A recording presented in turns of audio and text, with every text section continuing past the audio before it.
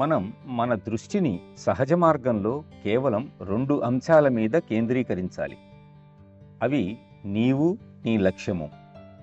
మన పద్ధతి ప్రకారం మన లక్ష్యం మాస్టర్ గారే. నిన్ను చూసుకో, ఆయనను చూడు.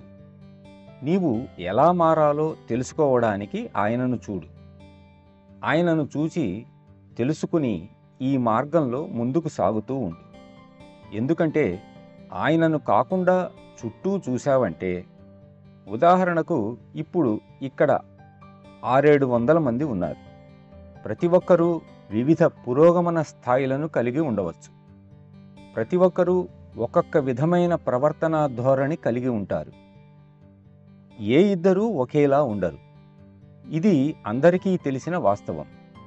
కాబట్టి మనుషుల మీద సహజ మార్గ ప్రభావాన్ని బట్టి దాని గొప్పదనాన్ని నిర్ణయించటం అసాధ్యం. మనం ఇక్కడ సహజ మార్గంలో చేరింది సహజ మార్గం ఇతరులకు ఏమి చేస్తోందో చూసేందుకు కాదు, మనకు అది ఏమి చేయగలదో తెలుసుకోవడానికి వచ్చాం. నువ్వు అద్దంలో చూసుకోవడం నువ్వు నీ ముఖం చూసుకోవడానికే.